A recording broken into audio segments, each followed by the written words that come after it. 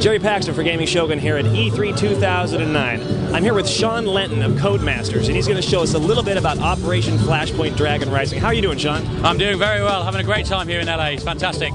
Excellent. The show overall very good for you so far? Yeah, it's been really good. The response has been really positive. We had the Marines here earlier today as well playing on the game, and they absolutely loved it. They gave it a big thumbs up, which is really important because one of the things about Flashpoint is the realism of the game. We spend an awful lot of time with the Marines, talking to them about the tactics that they use, and we try to incorporate as much of that as we can into the game. So you've got a very authentic experience, basically. I think it's one of the heritage of the original Flashpoint PC game, that it was this really hardcore military sim. And we've tried to do the same with this game, but also try to make it a bit more accessible for console users as well. So we try to strike a sort of happy balance between the two. Awesome, and can we see it being played? Can you walk us through it a little bit? Here we go, you see it in the background there. So it's a tactical first-person shooter. It's a sandbox environment, absolutely huge, 220 square kilometers. We can take a look at the map now. If Tim pulls out, you can get an idea of the size of the island here. That whole environment is there for the player to play with. As well as a sandbox, it's a toy box. We've got some of the best military equipment there is out there. Over 60 different weapons that you can use, and over 30 vehicles, all of which you can get in and drive. Everything from jeeps to helicopters. That's amazing. Now, are there any really big differences between the PC and the Xbox 360 versions? Anything for PC players? The main feature that the PC version has, obviously you can crank up the high-end graphics, but it has a mission editor, and that ships with the PC. Now, that's the actual tool that we use to make the game as well. Very powerful piece of software. It uses Lua scripting. So we're giving that to the PC guys so that they can go out there and make their own missions. Again, it's another heritage thing about the original Flashpoint. People are still playing it now because they make their own missions and they mod it up to sort of meet one need or another. That's awesome.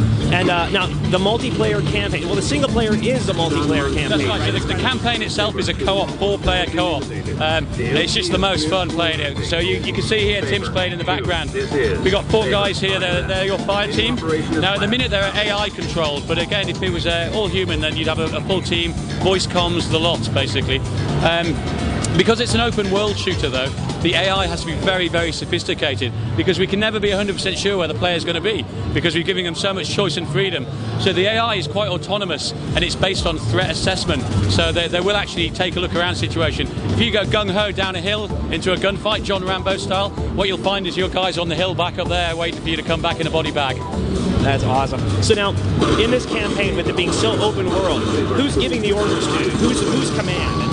Okay, so realism again being the key. Flashpoint's very much kind of documentary as opposed to Hollywood. A lot of the explosions you see in the game are quite authentic. A hand grenade doesn't actually make a huge fireball, it's quite a small explosion. But as you can see here, Tim's using some of the tactics there on the quick command radial. So this is what we used to order our guys around basically and get them to basically cooperate. There's some quite sophisticated stuff in there. We can do assaulting, we can do flanking, we can do suppression as well. He's doing quite well actually. He's still alive, so he's alright. The other really cool thing we got, the damage system in Flashpoint is again realistic. So there's no health bar, there's no hit points, you don't get better if you hide behind a rock. You've got 8 pints of red stuff in you, and if you put a hole in that, they're going to fall out. So basically, it's all about your blood. If you get a serious injury, you'll bleed to death unless you patch that up. Now, as far as loadouts, equipment classes, what kind of loadouts and roles do you have in the game to play as? So there's quite a few. You've obviously got basic infantrymen, you've got spec ops, you've got anti-tank gunners, you've got anti-aircraft gunners, you've got medics, and the players have the ability to choose that. We have like a template, so everyone can choose which one they want to be as they roll out. But again, the idea is to make the player feel that they're part of a big war machine that's going on. So you're not really a hero, you know, you're not really the guy that's going to win the day. You're actually a cog in a huge machine.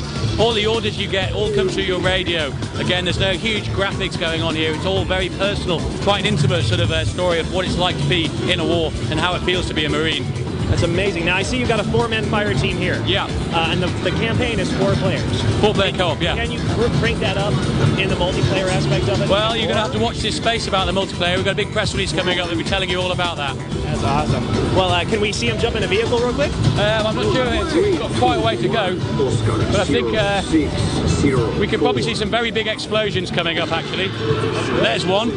And now what Tim's going to do is he's going to head down to this village here that you see. There's actually a really big firefight going on down there, and what we're going to do is we're going to call in some heavy-duty artillery that's really going to make a mess of those guys and soften them up so that the Marines on the opposite side of the hill can come in and take it over. So he's pulling out his binoculars there, He's going to go to the brow of the hill. He's going to laser target a location. Lock it in. There we go, 292 meters. And now he's going to build up another radial. And he's going to go for artillery, howitzers, they're the big ones, they're cool. High explosives, barrage and fire for effect. Now if you step back, what you're going to see is some of the biggest explosions you've ever seen in a video game. And these aren't the biggest ones yet. They've got the J-Dam, which is a 1,000 pound bomb, absolute monster. So there we go, big bangs going on there. And that's going to level everything down there. We've got building destruction, everything going on there. That's incredible. The smoke just hangs. Yeah. Again, it's based on realism. That's actually how smoke works when you see it in real life. It's quite different from the movies. Sure. And do you have any more of a concrete release window for the game yet? Fall 09. There you go. But the team at the minute, we're kind of, we've alphaed, so we're feature complete, and we're on the home straight now as well. So, you know, morale is good. Morale is good. Well, thank you very much, Sean. I really appreciate it. Absolute pleasure. We can't wait to play it. So fantastic. Thank you very much. Thank you. Jerry Paxton for GamingShogun.